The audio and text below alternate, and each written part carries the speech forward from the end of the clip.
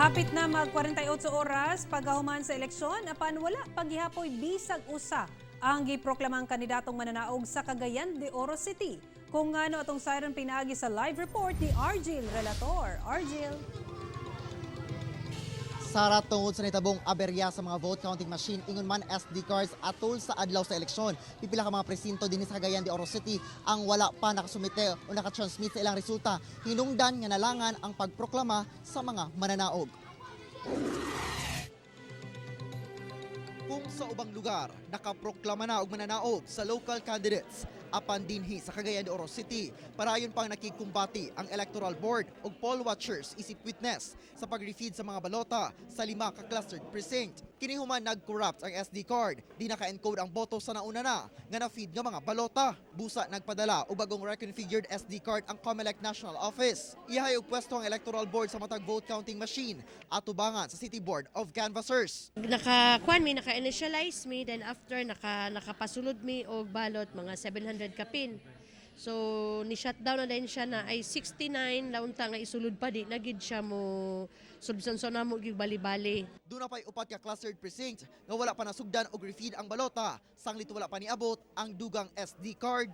Na pay remaining, we do not know kung maabot ba ka ng alawa. So kung maabot siya unyang hapon, hopefully basin unyang gabi maka-proclaim na ta. Nagsumita na matod pa og motion ang kampo nila Vice Mayor Joaquin Uy, Congressman Rolando Uy ug Mayor Oscar Moreno alang sa pagbaba sa threshold aron mas dali sila nga makaproklama na sa mga mananaog. Hinoon ang nakadugay sa mong lakang ang paghulat sa approval gikan sa COMELEC National Office. Igo naman matod pa ang ginaghanon sa ihap sa boto aron makaproklama na og mga mananaog. Aron dili gyud objectionable ang among motion, wala na lang namo gi-appeal ang 7. No, ang 8. Ang 8 kay ang 8 magud ang nangabilin magud as of yesterday, statistically probable pa siya nga ma-change. Samtang wala pa nadawat ang approval sa maong request, mapugos ang local COMELEC office ug mga kandidato nga magpaabot nga makatransmit ang tanang presinto sa ilang resulta. Dili ta ka proclaim kay sukway sa una nga ang authority nara dinhi sa tuwa, no? Karon ang authority tuwas Manila. So we have to wait for the approval.